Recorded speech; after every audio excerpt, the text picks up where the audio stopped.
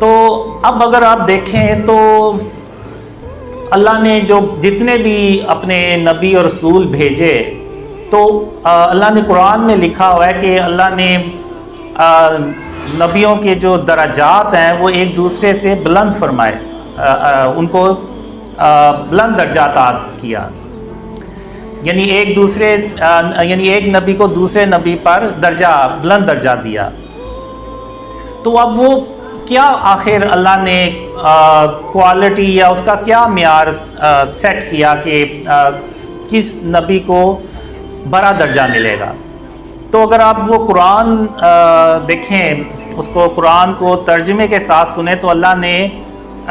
یہ چیزیں قرآن میں واضح طور پر ارشاد فرمائی ہوئی ہیں، اور وہ یہ ہے کہ اللہ نے جو شرک ہے نا، اس کی بیس پہ نبیوں کو درجات عطا کیے۔ اب اگر آپ دیکھیں تو خاتم النبیین حضرت محمد صلی اللہ علیہ وآلہ وسلم، اللہ نے ان کو سب سے بڑا جو درجہ ہے نا وہ دیا، یعنی تمام نبیوں کا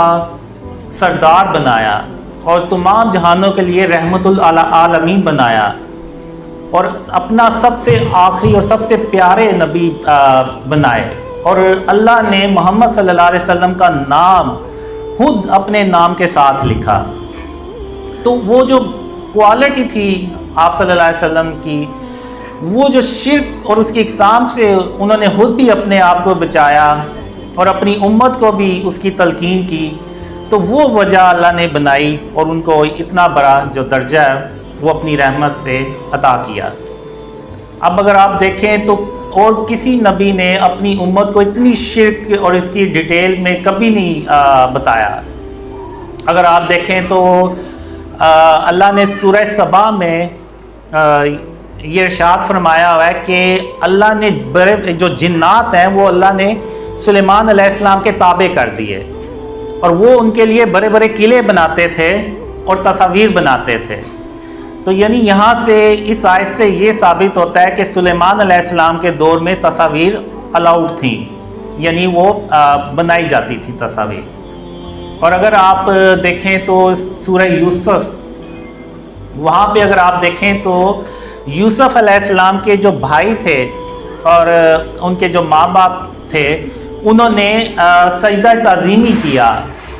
یوسف علیہ السلام کو۔ تو یہاں سے یہ بات بھی ثابت ہوتی ہے کہ یوسف علیہ السلام کے دور میں سجدہ تعظیمی جائز تھا۔ پھر اگر آپ سورہ کاف دیکھیں تو سورہ کاف میں اللہ نے بتایا ہوا ہے کہ جو لوگ تھے، جب اصحاب کاف دوبارہ اللہ نے ان کو جگایا تو کچھ لوگوں نے یہ مشورہ دیا کہ ہم ان کی جگہ پہ مزار بنائیں گے، بلڈنگ بنائیں گے، یعنی مزار بنائیں گے۔ تو یعنی یہاں سے یہ ثابت ہوتا ہے کہ اس دور میں عیسیٰ علیہ السلام کے دور میں مزارات یا مقبرے جو تھے یہ بھی الاؤڈ تھے۔ تو جب حضرت محمد صلی اللہ علیہ وسلم، اللہ کے آخری رسول صلی اللہ علیہ وسلم آئے تو آپ صلی اللہ علیہ وآلہ وسلم نے جو سجدہ تعظیمی تھا اس کو بھی حرام، یعنی شرک کی کیٹیگری میں ڈال دیا، اور جو تصاویر تھیں ان کو بھی حرام قرار دے دیا، یعنی شرک کی کیٹیگری میں ڈال دیا۔ اور جو مزارات ہیں، یعنی ایک حدیث ہے کہ آپ صلی اللہ علیہ وسلم نے حضرت علی رضی اللہ عنہ کو یہ مشن دیا کہ جتنی بھی قبریں ہیں ان سب کو برابر کر دیں، اور جتنی بھی تصاویر اور بت ہیں ان سب کو توڑ دیں اور ختم کر دیں۔ تو آپ صلی اللہ علیہ وسلم نے یہ تینوں چیزیں ختم کر دی، کیونکہ آپ صلی اللہ علیہ وسلم کو پتہ تھا کہ بعد میں جو ہے نا یہ امت مقبرے بنا کے، مزار بنا کے، تو وہ وہاں پہ منتیں مانگیں گے۔ سجدے بھی ہم نے کرتے ہوئے دیکھا۔ اگر آپ دیکھیں تو ہمارے یہ جو پچھلے وزیر اعظم تھے عمران خان، انہوں نے تو ایک قبر کو جا کے سجدہ بھی کیا۔ اگر وہ قبریں ساری ہم آپ صلی اللہ علیہ وسلم کی سنت پہ اور حکم پہ عمل کرتے تو ساری قبریں برابر ہونی تھی، کوئی مقبرہ نہیں تھا نا، اور نہ مقبرہ ہوتا نہ یہ سجدے کرتے۔ تو اب اتنی ڈیٹیل میں حضرت محمد صلی اللہ علیہ وسلم نے اپنی امت کو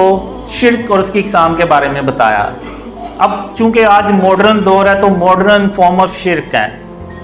یہ جو آپ بڑے بڑے بورڈ دیکھتے ہیں، ایون ڈیکوریشن پیسز دیکھتے ہیں ہم، یعنی اپنے گھروں میں بھی آپ